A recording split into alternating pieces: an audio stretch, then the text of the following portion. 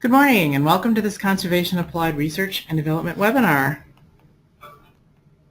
I'm Mary Sue Lobenstein and I'm the R&D Program Administrator at the Minnesota Department of Commerce, Division of Energy Resources.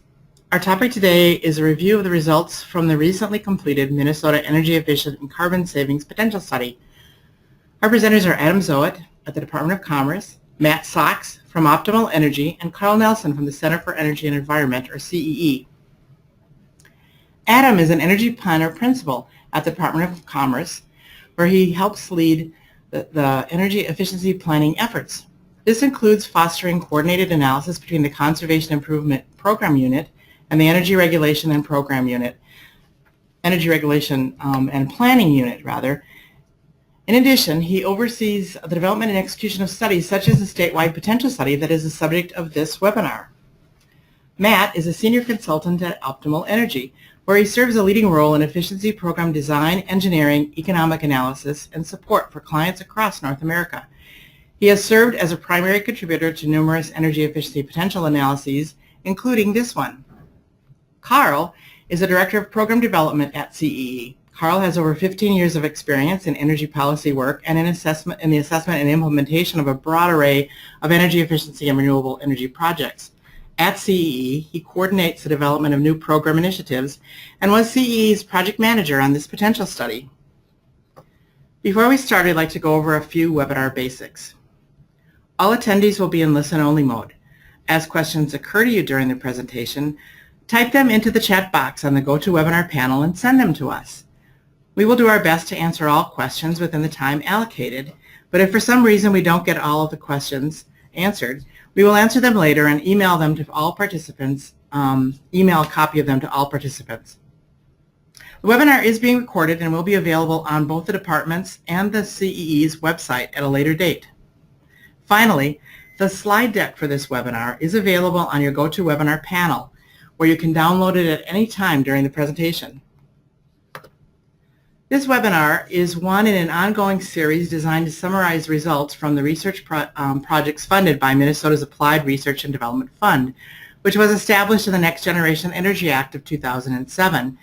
The purpose of this fund is to help Minnesota utilities achieve their 1.5% energy savings goal. About $2.6 million annually is set aside for this fund, for the CARD program, which awards research grants in a competitive request for proposal process.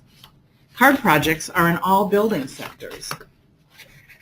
Now, today's webinar addresses multiple sectors, and for this webinar, Adam will be the first to speak, and he'll be providing background of the study.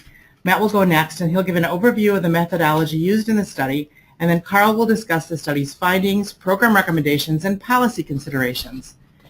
Finally, all three of these speakers, plus Scott Pigg from the Seventh Wave, who also contributed to the study, will be available for the Q&A.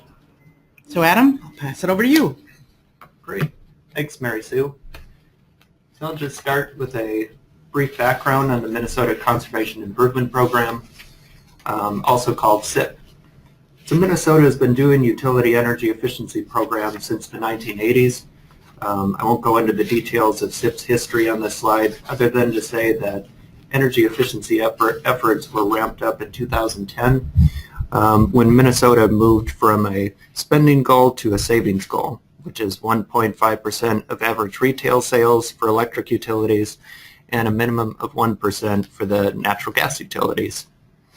So to meet the energy savings goal, Minnesota utilities operate a wide array of residential, commercial, and industrial SIP programs targeted at both retrofit as well as new construction projects. These energy efficiency programs help Minnesota households and business use electricity and natural gas more efficiently, conserving energy, reducing carbon dioxide emissions, and lessening the need for new utility infrastructure investments. So this colorful map on the left shows all of Minnesota's electric utility territories, kind of divided into co-ops, municipals, and investor-owned utilities.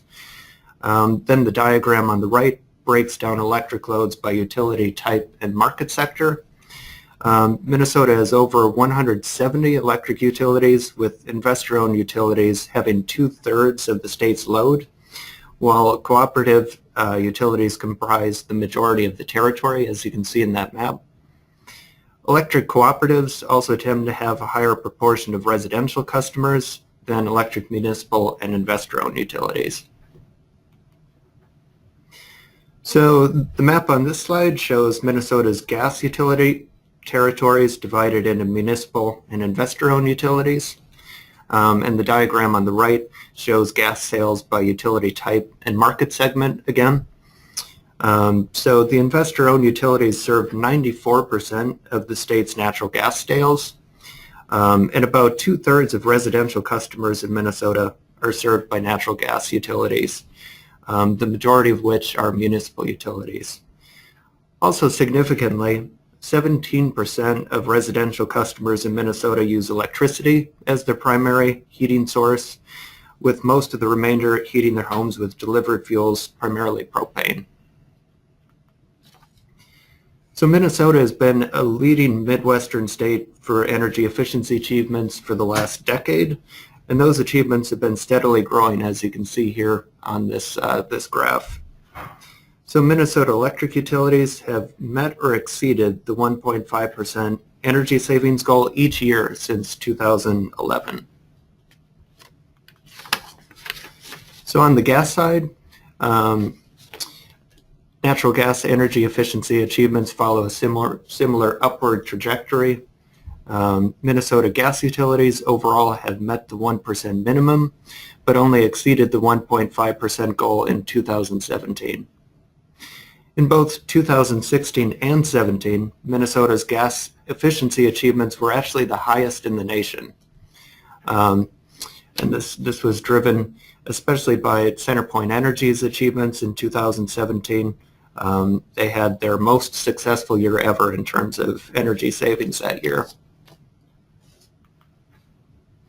So just briefly, Minnesota has lower energy costs than other high-achieving states on the coasts, which partly explains why Minnesota has the lowest cost of acquiring energy efficiency compared to any other state on ACEE's scorecard of top 10 states.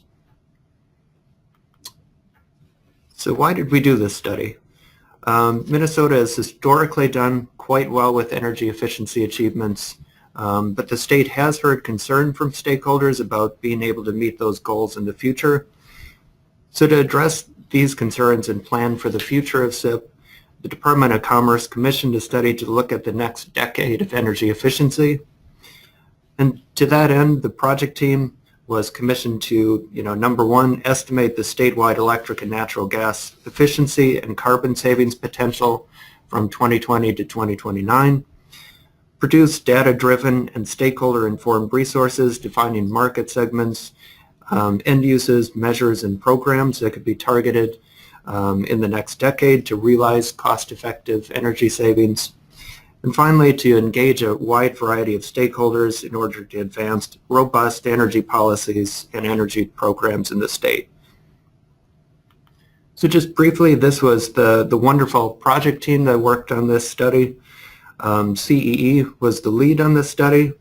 Optimal Energy did almost all of the modeling and data analysis, along with Seventh Wave as well, supporting a lot of that analysis.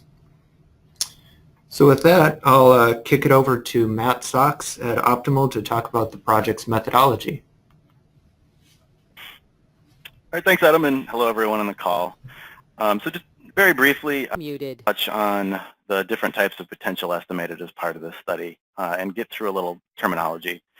So first, we developed the technical potential, which represents all opportunities we think are technically feasible without consideration for costs or any other market barriers. And while this is an important part of the process in that it's the initial vetting of measure assumptions, it largely serves as a stepping stone for developing the so-called economic potential. And now the economic potential is a subset of the technical potential that passes a selected cost-effectiveness test. And I'll speak a little more on that specific test that we're using here in a moment. So next we estimated the maximum achievable potential, and this is a subset of the economic potential that we think is possible with consideration for common market barriers. Here we assume idealized programs exist that address market barriers to the extent possible, and incentives cover 100% of incremental measure costs. And finally, we estimated the program potential. This represents a constrained achievable scenario where we assume incentives cover only 50% of incremental measure costs. And we also assume a lower level of program administrative spending. Program potential doesn't have a set definition typically across potential studies, but this is just what we're using for this study. Next slide, please. As I mentioned, the economic potential in all subsequent scenarios use a standard cost effectiveness test. Minnesota regulators use the societal cost test as the main cost effectiveness screen, and that's what we use for this study as well. Significantly, the societal cost test differs from the utility cost test, another common test, in that the societal test includes the value of avoided emissions, including CO2.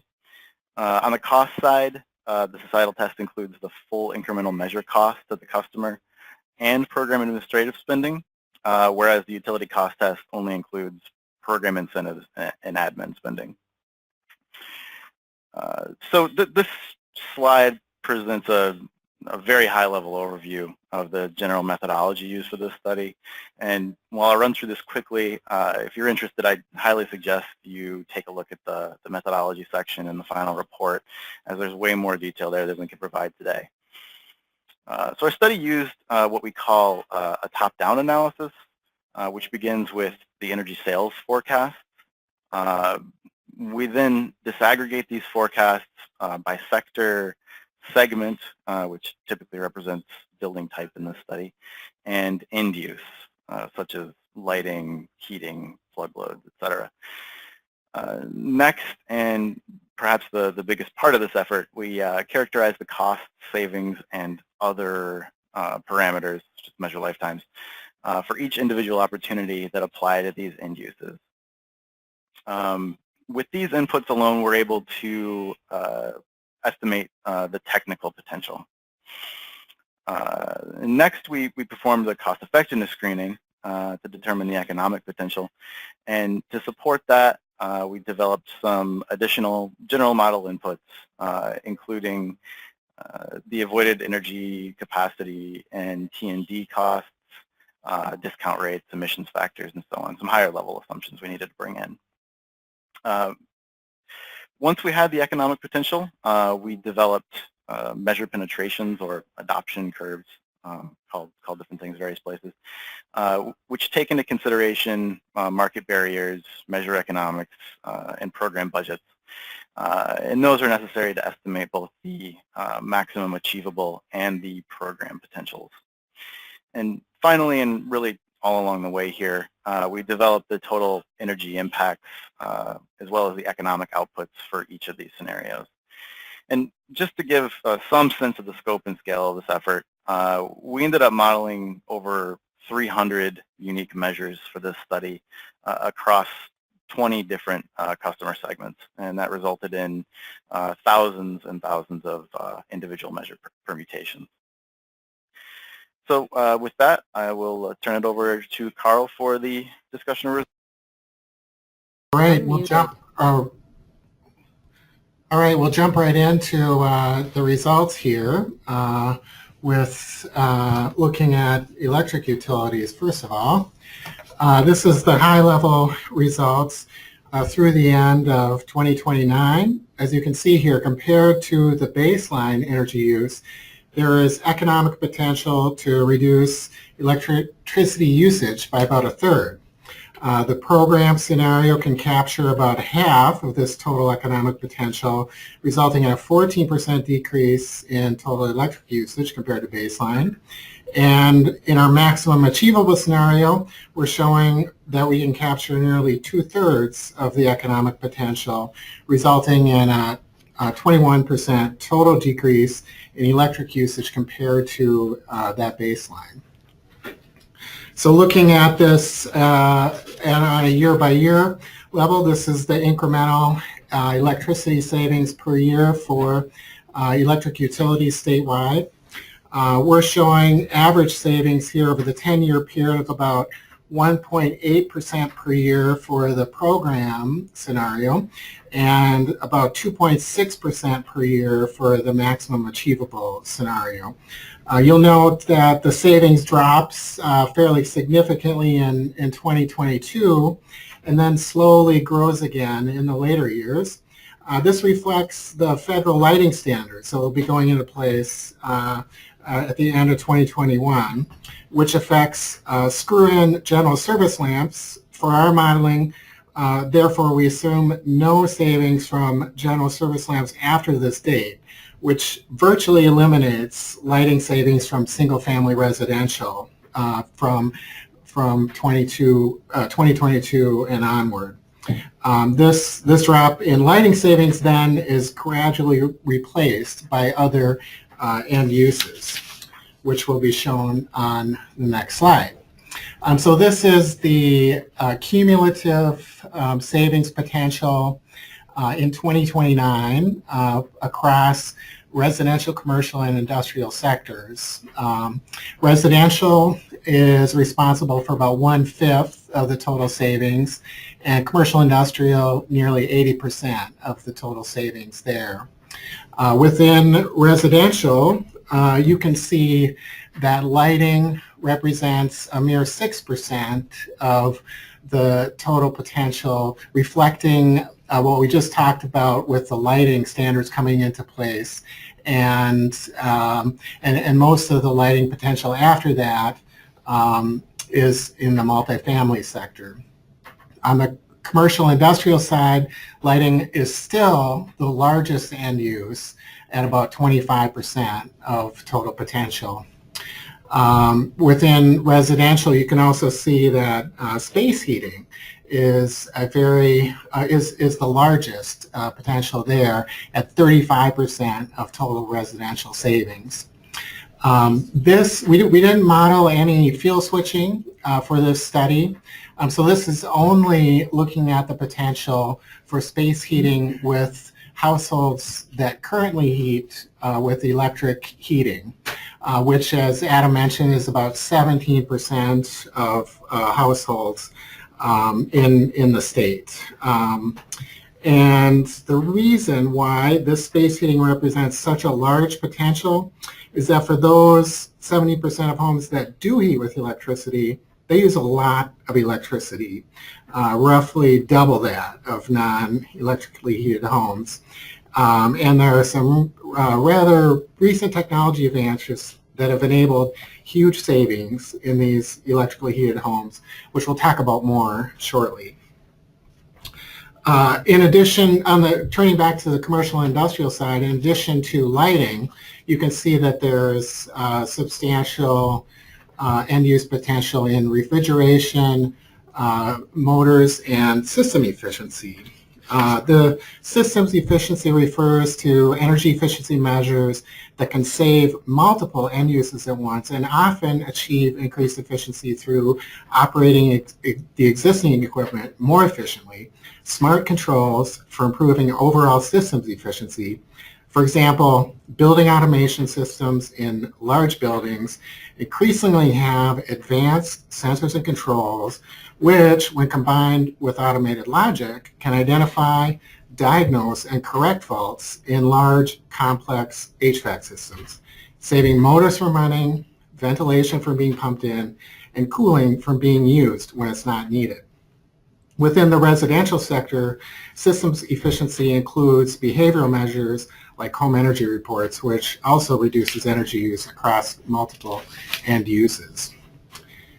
So diving a little bit further into what is driving savings, we're going to first look at the top 5 measures within the residential sector and then turn to commercial.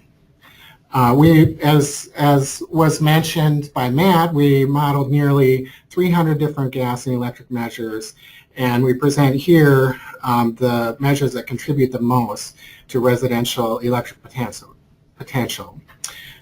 Two of these measures are cold climate heat pumps for electric space heating, two different kinds of air source heat pumps that can cut electricity used for space heating nearly in half compared to electric resistance heating.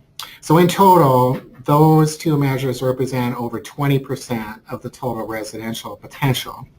Other measures on the list include programmable thermostats, particularly the newer smart thermostats, as well as Energy Star, clothes washers, and Home Energy Report's proven behavioral strategy for the residential sector. Turning to the commercial sector, we see a mix of newer and emerging technologies here, as well as the tried and true. Two of the 5 measures are related to lighting, including improved lighting design for new construction and remodeling, and integrated lighting controls. Like improved lighting design, integrated building design is targeted at new construction and remodeling. Variable speed drives are a very proven technology and have been part of efficiency programs for a long time, but there are still a lot of cost-effective opportunities for them in the market. The high-efficiency small walk-in at the very right of your screen is a refrigerated room found in the food service sector. This slide shows total potential by building segment. Again, this is for the total cumulative 2029 savings for the program scenario. The residential sector is shown in blue, commercial in green, and industrial in red. The industrial sector wasn't broken down into separate segments, so it's just represented as one single segment at the red line at the bottom. Within residential, it's not surprising that single family shows the largest potential, as most of the homes in Minnesota are single family. This figure also breaks out potential separately for low income, and you can see that within multifamily, the majority of potential is within the low income segment. Again, this is because a majority of families living in multifamily housing in Minnesota are low income. Within commercial, healthcare is the largest segment with the largest potential, and then food service and food sales also have large opportunities driven by the large amounts of refrigeration used in those segments. Now turning to natural gas utilities, looking at the total decrease in sales in 2029, we show a similar economic potential as we did for the electric utilities. However, the program potential that can be captured is only about a third of this total economic potential, or an 11% reduction in 2029 energy use, or the baseline. And then for the maximum achievable scenario, we capture about half of economic potential, or about 18% reduction in energy usage versus the baseline. On the incremental savings for gas, we are averaging about 1.2% annual incremental savings from the program scenario, and a 2% annual incremental savings from the maximum achievable scenario. And again, looking at the end uses within natural gas, there's less of them for natural gas, and residential represents a much larger proportion, about double what it is for electric for natural gas. And then in general, space heating dominates both residential and commercial and industrial. Systems efficiency has a similar savings as electric, and is the second largest opportunity within commercial industrial. The top 5 measures are really dominated by that space heating segment again, and in particular, condensing furnaces and boilers represent about 40% of the total potential there. So really a couple measures are responsible for a huge percent of the savings within natural gas. As with the electric measures, programmable thermostats are also in the top 5. There's a substantial number of older homes in Minnesota with inadequate insulation, and thus attic insulation and air sealing make this list as well. The aerosol envelope sealing is the only emerging technology measure to be on the top 5, and it is not widely used in Minnesota right now, although it is used in other states. This method is essentially an automated method for sealing up interior spaces, and it can dramatically decrease air infiltration compared to traditional manual air sealing methods. In our study, it's applicable to new and remodeled homes only for saving energy, but in the future it could find application in existing older homes as well, although we don't assume that for this study. And I'll just note too, although we're kind of breezing through some of these descriptions, they are all detailed in the report, and not just the top 5, but the top 10 measures are all described in detail in the full report.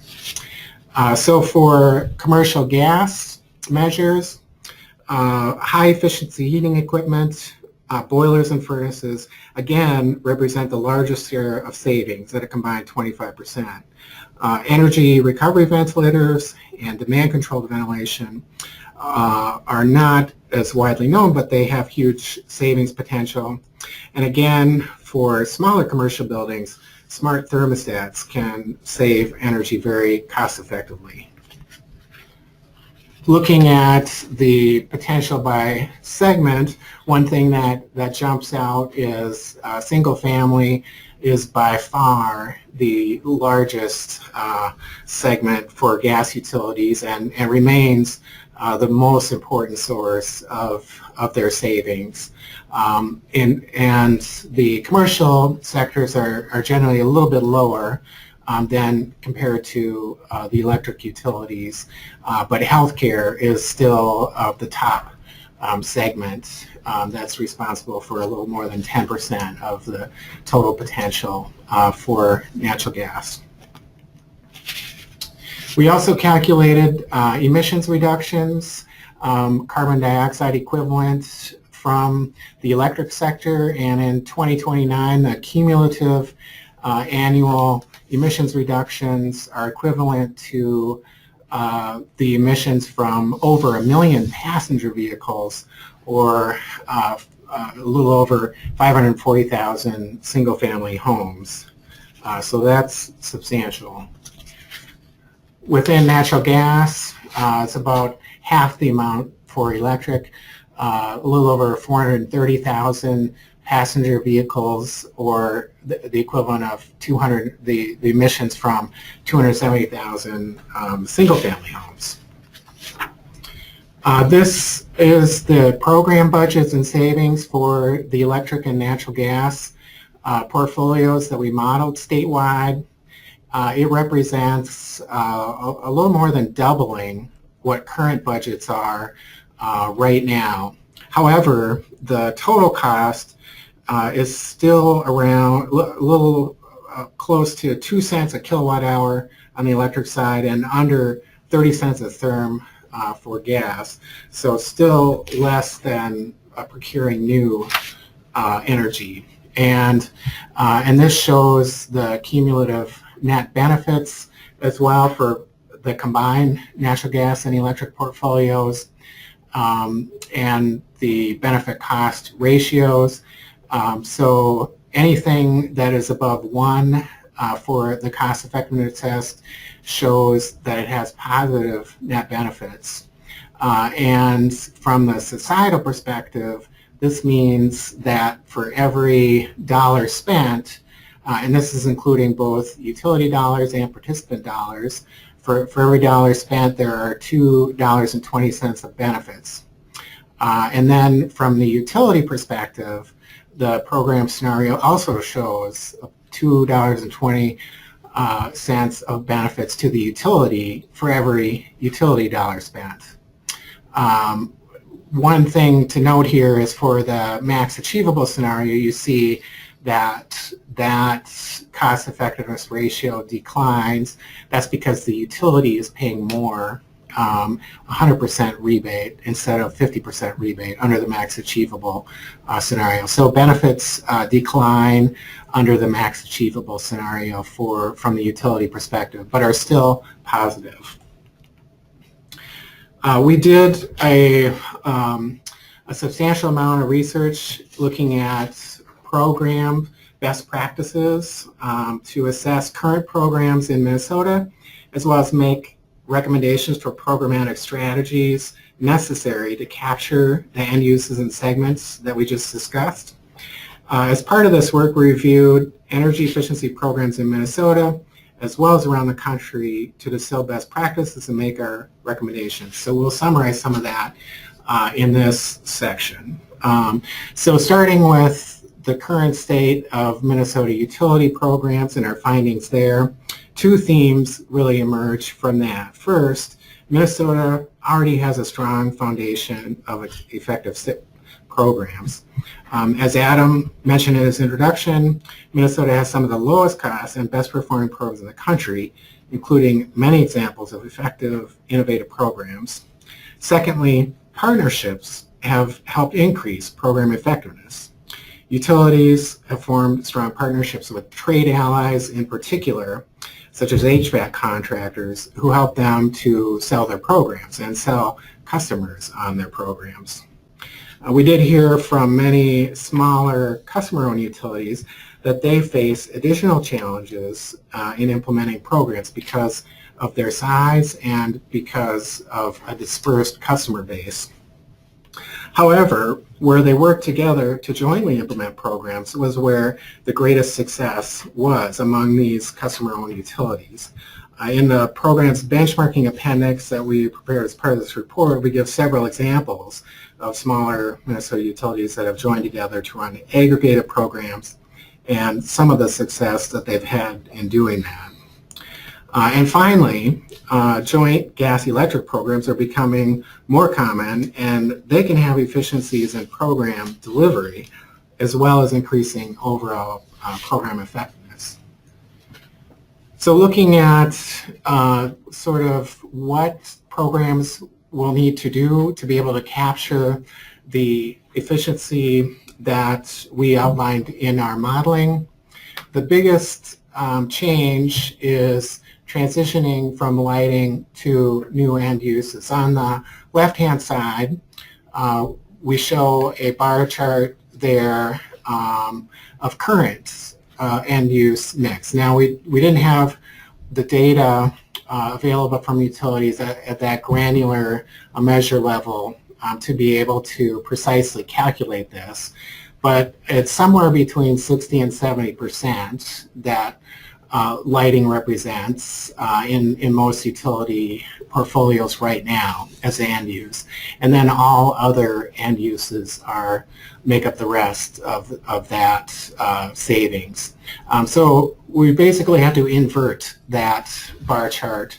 Lighting within residential decreases to 6%, and in commercial industrial to 25% of that total, and we need to grow those other end uses. And so programs are going to need to be able to target those other end uses effectively to be able to capture the savings identified in our modeling. So to give one example of this, the biggest savings end use within residential is space heating, as we've discussed. And the biggest source, the biggest measure within space heating is air source heat pumps. So this was a statewide study. You can see by the map on the right there that the heaviest concentration of electrically heated homes is in the northwest part of the state, although they do exist to some degree in all parts of the state. This is an example of an air source heat pump, a type of air source heat pump called a mini split. This basically has two units that go along with it, one on the outside, condenser compressor unit, and then an inside air handling unit or header that pumps out the hot air. It can be used to heat a single room, or multiple units can be used to heat a whole room. And they can also be used as air conditioners. Air source heat pumps are pretty common in warmer climates for heating, but it's really only recently that the cold climate version that works effectively down to 0 degrees or colder has come onto the market. So it's still a relatively new technology. As part of the potential study, we reviewed recent years of sales data for these air source heat pumps. And this data showed that contractors are not selling the most efficient and recent versions of this technology, even though they are not much more expensive, the most efficient versions. So this is definitely a gap in most utility programs right now. There's an opportunity for SIP programs to make a difference through trade ally outreach and effective incentive programs. Within natural gas potential, there's a less dramatic turn from traditional energy efficiency sources than compared to the electric side. And again, it's the residential sector that is the most important or a large part of the potential that exists for natural gas utilities. One of the newer technologies that will be important is smart thermostats. So within that gas space heating end use, thermostats represent about 22% of the potential, and smart thermostats are the largest portion of that. We found that the existing saturation of smart thermostats in single-family homes right now is about 7%, so there's a lot of growth potential there. And as they are a relatively new technology, we are still learning about how they can be effective in saving energy. And this technology will be important from a research perspective as well, to make sure that utility programs are promoting effective smart thermostat technology and that the savings is being claimed consistent with the latest evaluation research. This, you can see here that we make 11 specific recommendations for SIP programs to effectively capture the programmatic opportunities for energy efficiency. I'm not going to go into detail on any of these other than say that you can refer to the full report for more detail on these. I would also say that many utilities in Minnesota are doing most or even all of the practices to some degree or another. So it's not like these do not exist, but we need to get deeper about doing these program best practices in the next decade. Finally, we'll get to policy conclusions from our work. We relied on an advisory group for feedback, as well as being the source of many of our policy ideas. This slide shows the members, the advisory committee member organizations, as well as the process that we used for developing our policy topics and receiving input on the policy conclusions discussed in the report. In addition to discussions at our advisory committee on these topics, most of the advisory committee members also contributed written comments on these topics, and they'll be compiled as an appendix to this study as well. In general, there were three major topic areas, policy topic areas that were discussed: achievement of SIP goals, regulatory oversight of SIP, and incorporation of demand response and efficient fuel switching into SIP. And I'll discuss each one of those, some of the highlights from our discussion. We looked at relevant findings from the potential study for each of these topic areas, as well as stakeholder input in developing our conclusions. And this summary chart shows those relevant findings and stakeholder input. I'm just going to talk about the conclusions for each one of these. You can go to the report for more detail on how we came up with these. First of all, achievement of SIP goals. The 1.5% savings goal can continue to be achieved using existing flexibility to adjust goals where justified. So in other words, the electric utilities, we showed that they can achieve greater than 1.5%. The natural gas utilities can meet the 1% minimum savings requirement of the statutory minimum. We talked a lot in our advisory committee about lifetime savings versus annual incremental savings. Ultimately, a lot of people supported moving to lifetime savings as a metric, but felt that it wasn't worth doing a statutory change for that, but could be accomplished through some refinements to the annual reporting process. That's a little bit of a techie one right there, so read the report if you don't know what that means. And then finally, a lot of the smaller consumer-owned utilities were reporting frustrations with the annual reporting goal and having to have some years where they might achieve more than the savings and some years where they might achieve less than the savings because a large customer might do a project in one year and they might not have any large customers do a project in another year. So out of that came the thought that smaller utilities anyway could report savings in a multi-year framework to kind of smooth out that issue. Second topic area, regulatory oversight of SIP. One of the conclusions in looking at what is going to be needed from programs is that the complexity is going to increase likely in terms of the regulatory oversight because there's going to be a lot more end uses that will need to be vetted in utility programs. And so therefore some clarity on regulatory topics could be accomplished through the creation of a SIP guide.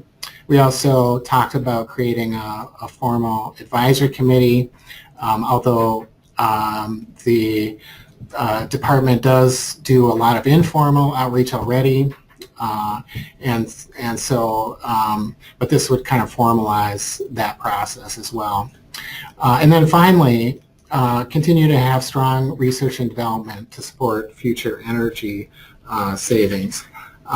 This one is particularly important because SIP is a very technology-forward endeavor, and finding and staying on top of new sources of energy savings, new technologies, is critical to the success of the program. We've talked today, for example, about air source heat pumps as one of these new sources of savings in the potential study. 5 years ago, if we would have done this potential study, they would not have shown up as that potential. So we need to stay on top of the latest technology to make sure that our programs can be as effective as possible. The final topic area was being able to move my is incorporating demand response and efficient fuel switching into SIP. This was two of the themes that came out of our stakeholder discussions: demand response and efficient fuel switching. Demand response, which is also called load shifting, involves shifting load from a time of high demand to one of low demand.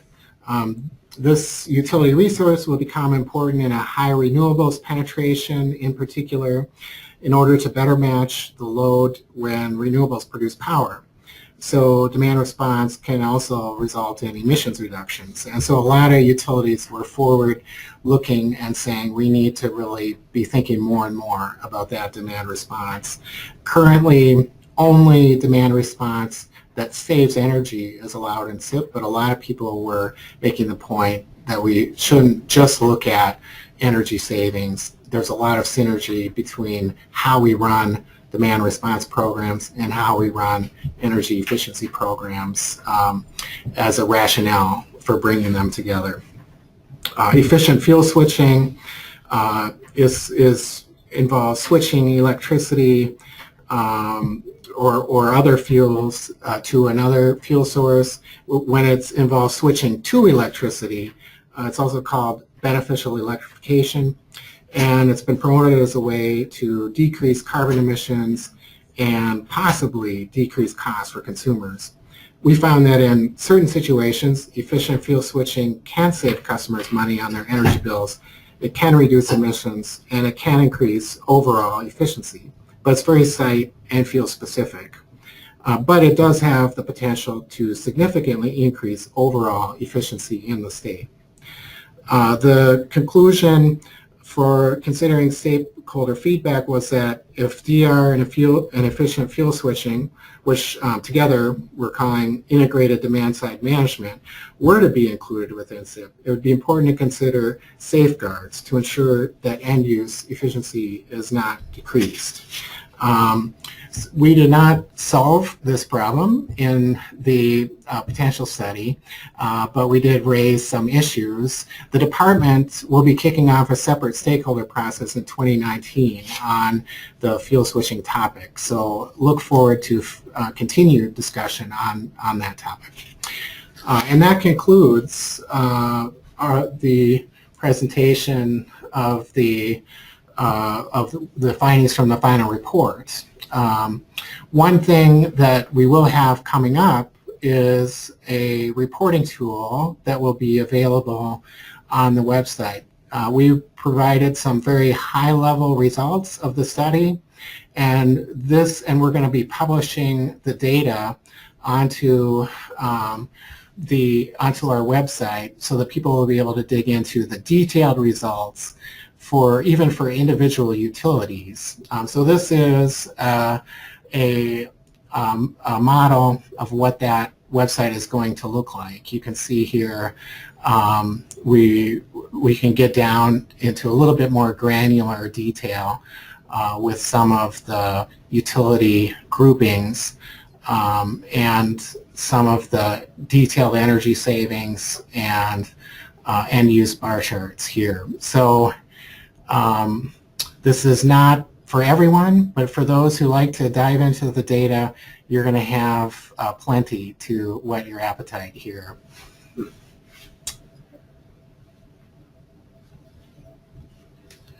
Okay, great. Thanks, Adam, Matt, and Carl, for that great presentation. Really excellent. If you've not already done so, please send your questions to us via the chat box in the GoToWebinar panel, and we'll address them. And we're running just about 5 minutes behind, so we'll probably go over about 5 minutes, if that's okay with you. If you have to leave, we understand, but we're going to try and answer as many questions as we can before we have to stop. So, Adam, Great. You're looking over the questions. Do you have any questions here from the audience? Yeah, looks like some have come in. So I guess one of them was wondering, what was the price per carbon used in the societal cost test? Yeah, great question. We used $26 a ton for that. That came out of the Public Utilities Commission order that set the social cost of carbon, and I'm not remembering what there was a high and a low value, and we just took the midpoint of the high and the low values from that order. Great. Is the agricultural market included in the commercial industrial sector, or was it not looked at?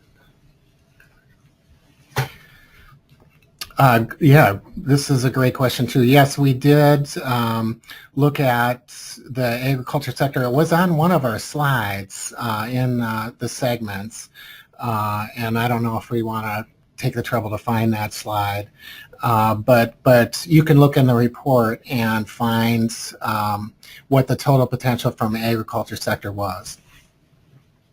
Sounds good.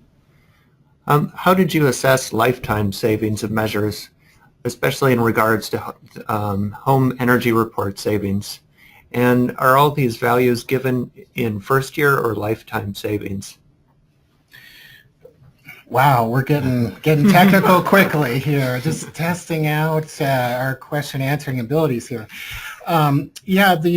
So we used we set lifetimes of measures consistent with current department practice and use the technical reference manual whenever possible to set the lifetimes for individual measures.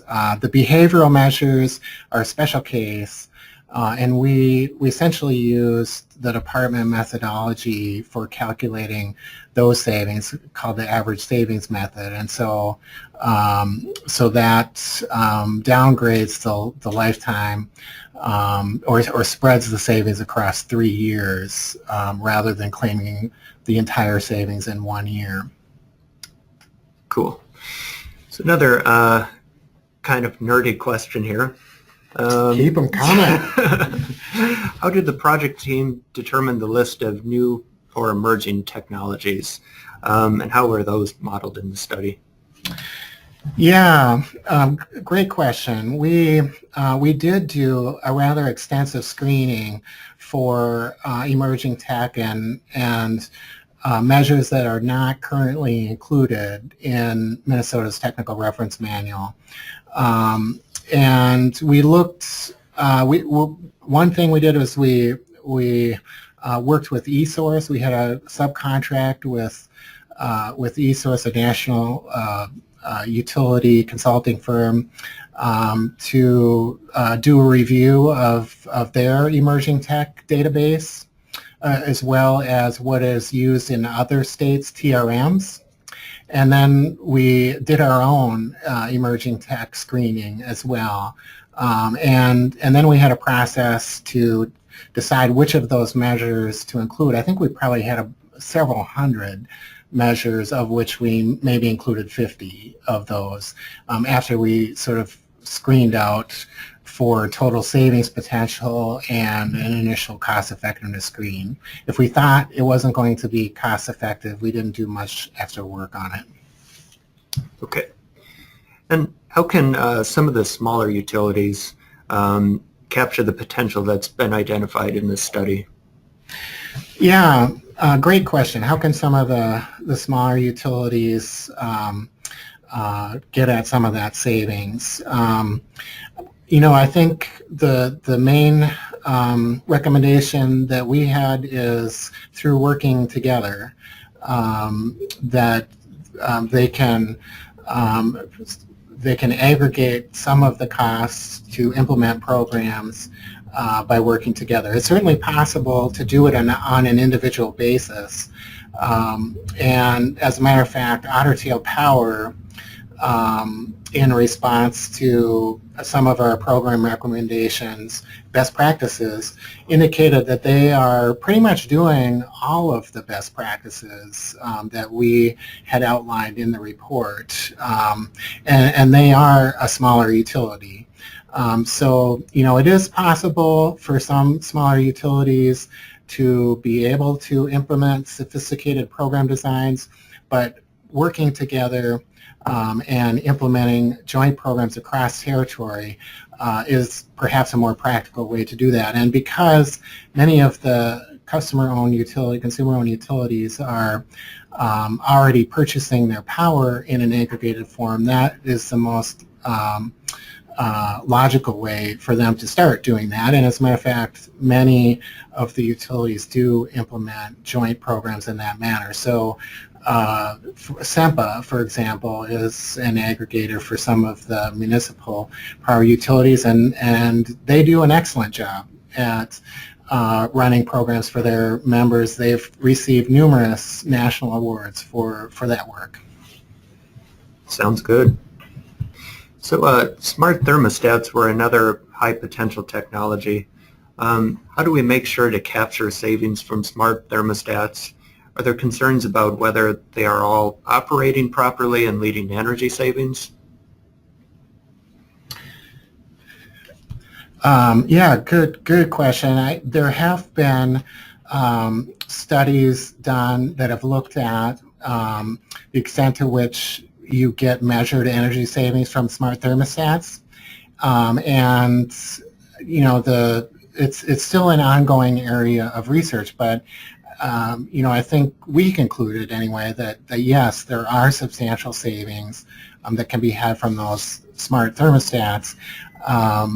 But as we move from a current, 7% or so saturation to a much higher percentage of smart thermostats being used in the state, I think there's still more findings to be had, given that this is such a large portion of total savings. Great. So I think we have time for just one more question here, and then should maybe wrap it up. So residential electric savings looked like they represented about 23% of the total potential, and then air source heat pumps taken together were about a quarter of total residential savings. Are air source heat pumps able to operate effectively in Minnesota's colder climate? And was fuel switching modeled as part of the potential study? That's a touchy subject, the fuel switching. No, we did not. First of all, we'll just say that. We did not model fuel switching. However, that there would be a lot of potential from fuel switching if we had looked at that. The customers that are paying the most for their heat, depending on prices, are propane customers, and so there is a lot of cost savings that can be had from using air source heat pumps with propane as a backup if we were to look at fuel switching. But we did not consider that in the numbers that we presented. The technology advances, the performance increases that we've seen with air source heat pumps have really been something that's happened rather recently, but there are now heat pumps that can achieve effective heating below 0 degrees and even down to -10 or so, and still are able to produce effective heat from the outside air at those temperatures. And perhaps we'll see even further performance improvements to that technology. Great. Thanks, Carl. So let's see, we're at 12:30, so I think we'll email answers to any of the unanswered questions that have come in. I just wanted to quickly thank the advisory committee again for all of the input that they contributed to the study, and all of the utilities who contributed data that we wouldn't have been able to do this study without you. So with that, I'll hand it back to Mary Sue. Great.